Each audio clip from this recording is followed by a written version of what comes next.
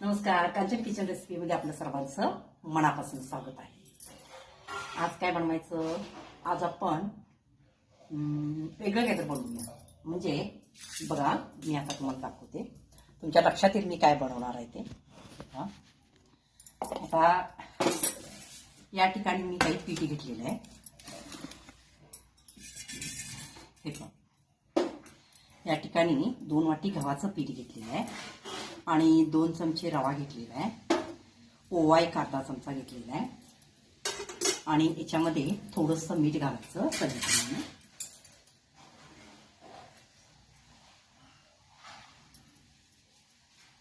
म्हणजे चपातीला घालतो ना त्याच्यापेक्षा थोडंसं जास्त. आणि याच्यामध्ये 1 चमचा तूप घालायचं.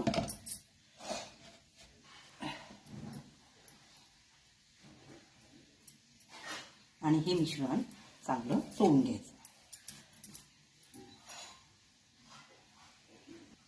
हे मिश्रण चांगलं चोळून झालेलं आहे.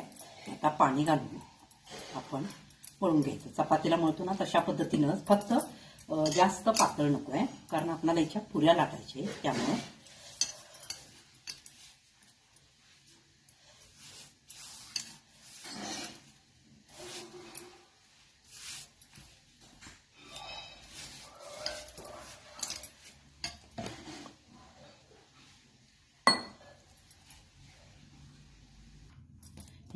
हे असं मळून घेतलेलं आहे.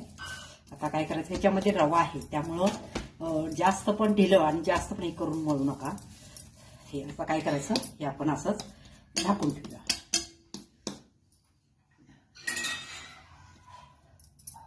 आणि आता दुसरं,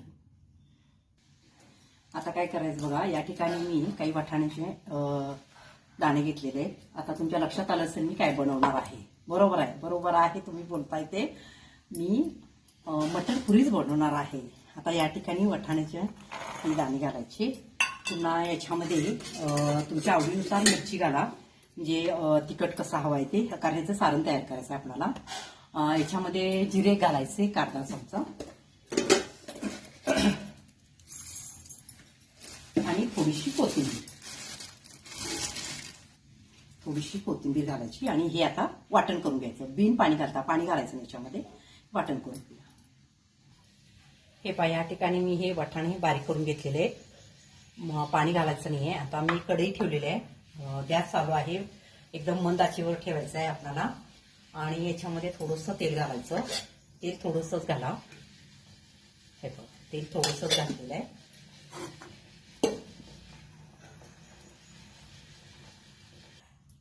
हे पहा, तेल चांगलं गरम झालेलं आहे. आता याच्यामध्ये आपण बारीक केलेलं वाटाण्याचं ते घालायचं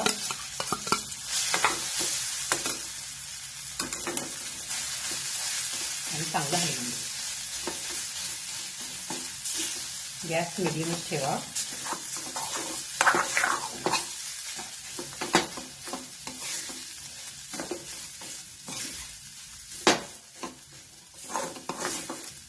चांगलं एक 5-6 मिनिटं चांगलं हे हलवून घ्यायचं आहे आपल्याला.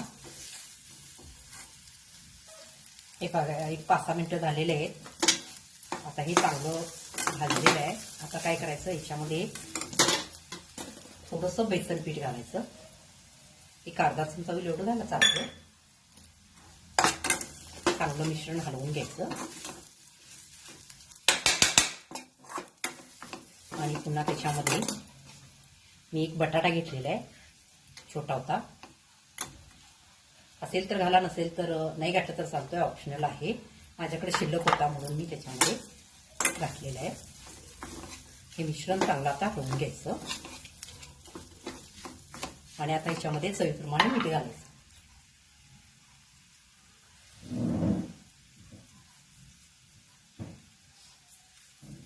याच्यामध्ये तुम्ही दुसरे कुठले मसाले वापरणार असाल तर वापरू शकता.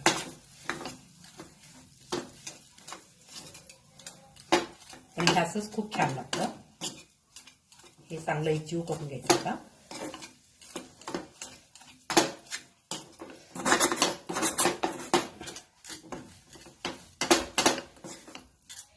आता मी गॅस बंद करते आणि हे गार करायला ठेवूया.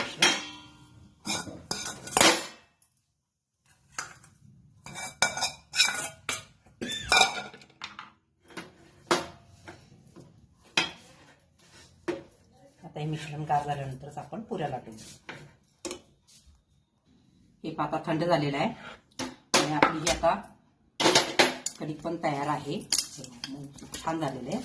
त्याला थोडंसं आता काय करायचं, तेल लावून घेऊया.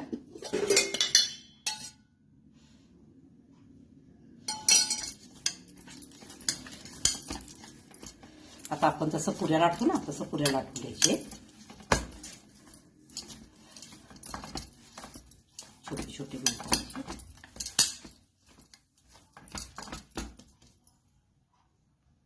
हे पहा, या ठिकाणी मी काही गोळे करून घेतलेले आहेत.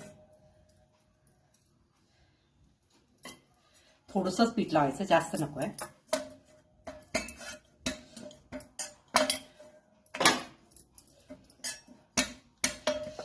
अशा पद्धतीनं आता याच्यामध्ये काय करायचं, हे जे आपण सारण तयार केले ना ते याच्यामध्ये घालायचं.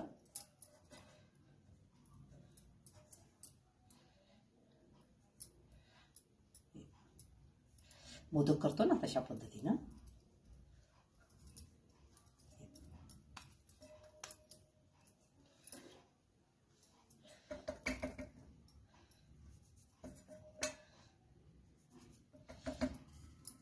रबदार लाटायचं, जास्त हे करू नका.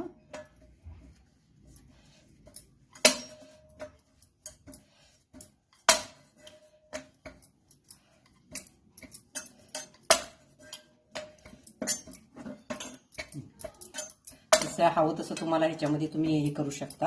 हे बघा, पूर्ण सारण आता माझं ह्याच्यामध्ये फिरलेलं आहे, पूर्ण कडपर्यंत गेलेलं आहे बघा, पूर्ण कडपर्यंत. आता अशा पद्धतीनं आपण हे सगळे लाटून घेऊया. हे पहा, काही पुऱ्या लाटून झालेल्या आहेत. हे पहा, आता आपण तळण्यासाठी तेल ठेवलेलं आहे. गॅस लावूया. तेल चांगलं तापल्यानंतरच पुरी तळून घ्यायची. तेल चांगलं गरम झालेलं आहे. आता याच्यामध्ये आपण ही पुरी सोडायची आहे.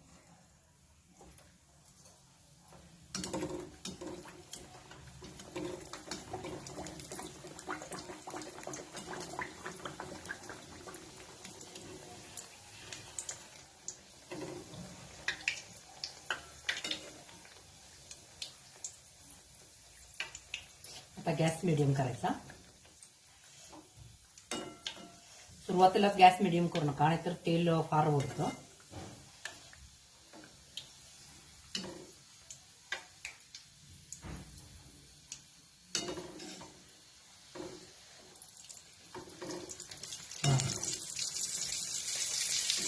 कशी फुगले बघा.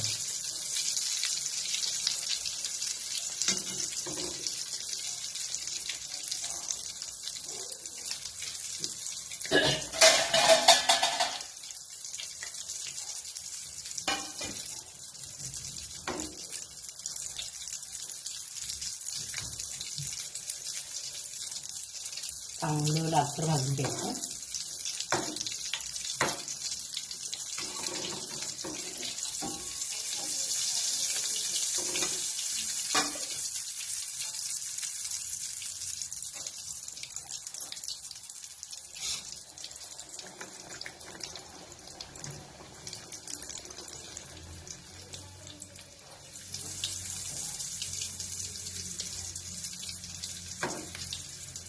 अशा पद्धतीने आता ह्या सगळ्या पुऱ्या आपण तळून घ्यायच्या.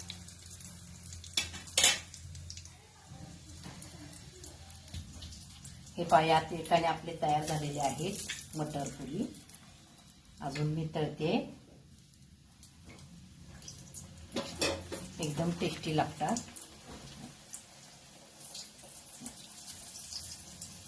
एकदम टेस्टी आणि एकदम असं म्हणजे जास्त कडक होत नाहीये, पण एकदम सॉफ्ट छान लागतात. चवीला दह्याबरोबर, दही बरोबर किंवा चटणी बरोबर तुम्ही खाऊ शकता.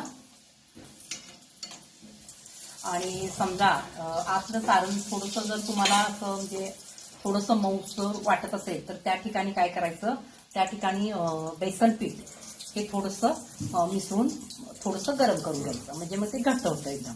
आणि गार झाल्यानंतर ते गोळा होतोच त्याचा तयार. मग अशा पद्धतीनं आहे बघा, पूर्ण याच्यापर्यंत आपलं मिश्रण सारण गेलेलं आहे बघा, कडपर्यंत काठापर्यंत गेलेलं आहे. अशा पद्धतीनं करायचं आहे. आणि हे बघा, असे एकदम तुडून फुगतात.